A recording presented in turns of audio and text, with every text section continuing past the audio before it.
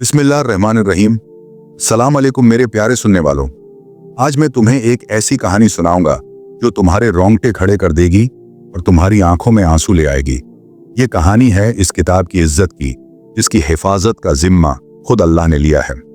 एक ऐसा वाकया जो 8000 साल पुराने जमाने में पेश आया, जब न दुनिया में आग की माचिस थी, न लोहे के पंजरे और न ही आज की तकनीक। फिर भी अल्लाह का कहर ऐसा नाजिल हुआ कि काफिर भी कलमा पढ़ने पर मजबूर हो गए। तो मेरी गुजारिश है, इस कहानी को आखिर तक जरूर सुनो और अगर दिल को छू जाए तो अपने दोस्तों को भी सुनाओ। कमेंट में इस्तगफार लिखना ना भूलना। तैयार हो? चलो शुरू करते हैं। 8000 साल पहले की बात है, जब जमीन पर न शहर थे न सड़कें, बस जंगल, पहाड़ और छोटे छोटे कबाइल बसते थे। एक ऐसा कबीला था जिसका नाम था बनी हाशिम। इस कबीले में एक शख्स रहता था जिसका नाम था अब्दुल्ला बिन यासिर। अब्दुल्ला एक गरीब, नेक और दीनदार इंसान था। इसके न माँ बाप थे न भाई बहन। वो कबीले की छोटी सी मस्जिद में दिन रात रहता।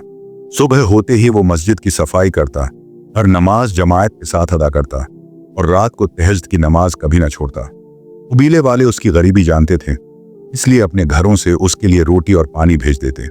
सालों तक ये सिलसिला चलता रहा। एक दिन मस्जिद के इमाम हजरत उमर बिन सादिक ने अब्दुल्ला को पास बुलाकर कहा, क्यों ना मैं तुम्हारी शादी करवा दूं, तुम अपनी बीवी के साथ एक झोंपड़ी में सुकून से रहो। अब्दुल्ला मुस्कुराया और बोला, उस्ताद जी, भला मुझ गरीब को कौन कबूल करेगा। इमाम ने कहा, ये सब मुझ पर छोड़ दो, बस हाँ हो। अब्दुल्ला ने हामी भर दी। इमाम ने बताया, मेरे रिश्ता है, दारों में एक तलाक याफ्ता लड़की है जिसका नाम फातिमा बनत हुसन है।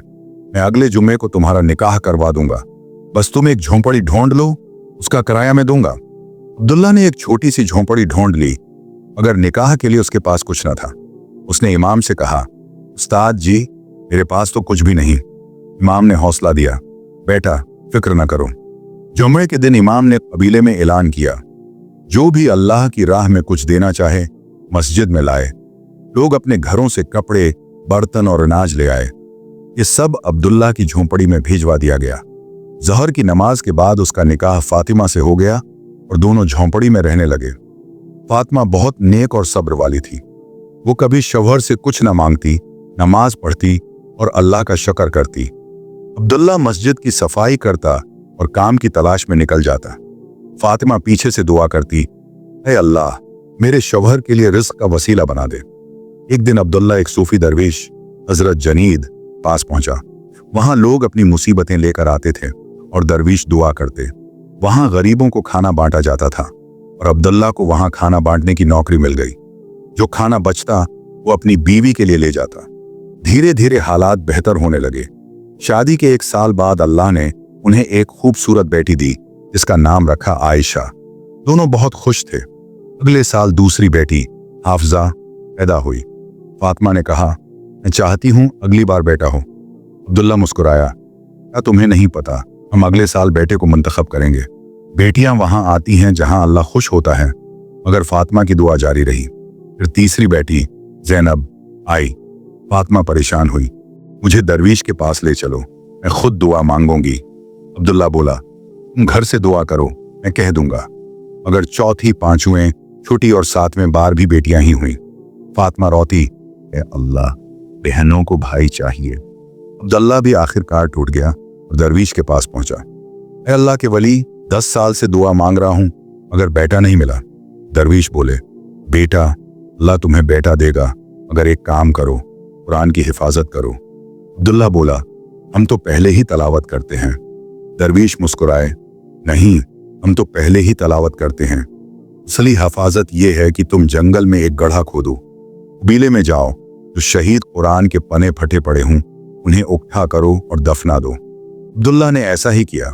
जंगल में गड्ढा खोदा, कबीले में घूमा, फटे पने उठे किए, पानी से धोए और गड्ढे में दफनाया। साल भर ये काम किया। अगले साल अल्लाह ने उसे जड़वां बेटों हामिद और सईद से नवाजा। वो दरवीश के पास गया, रोते हुए बोला, आपकी दुआ से मुझे 2 बेटे मिले। दरवीश ने कहा, यह काम कभी ना छोड़ना। अब्दुल्ला ने कबीले में हर घर को कुरान बांटा और अपने बेटों को कुरान सिखाया। 20 साल बाद उसकी बेटियां शादीशुदा हो गईं। हामिद ने मदरसा खोला और सईद बाप के साथ कुरान की हिफाजत करता। सईद बोला, बाबा मैं दौड़-दीस जाकर मेहनत करूंगा। अब्दुल्ला दास हुआ मगर इजाजत दे दी। सईद को माँ ने एक कुरान दिया, फिर साथ रखना। सईद हंसा, उमा मैं हाफिज हूं मगर आपकी खातिर रखूंगा। सईद एक दौड़-दीस जमहूर पहुंचा। वहां एक गैर मुस्लिम सरदार दारा बन जराह की फैक्ट्री में काम मिला। सईद नमाज पढ़ता, कुरान की तलावत करता। उसकी आवाज से लोग मुतासिर हुए। कुछ गैर मुस्लिम भी मुसलमान बन गए। मगर दारा को गुस्सा आया। एक जुमे को उसने सईद को मारा, कुरान छीना और आग में फेंक दिया। सईद रोता, ए अल्लाह अपनी किताब की हिफाजत कर। अल्लाह का अजाब नाजिल हुआ। दारा को रास्ते में सांस रखने लगी। उसका जिस्म फटने लगा, खून बहने लगा और वो जानवर की शक्ल में बदल गया। लोग डर गए, इस्तगफार पढ़ने लगे। सईद को आजाद किया गया और कुरान सही सलामत मिला। दारा के घर वाले मुसलमान बन गए और सईद को सरदार बना दिया। सुभान अल्लाह, ये थी कुरान की हिफाजत की कहानी। अल्लाह का वादा सच हुआ। सुनने वालों, इस कहानी को याद रखो और अल्लाह की किताब की इज्जत करना कभी ना भूलो।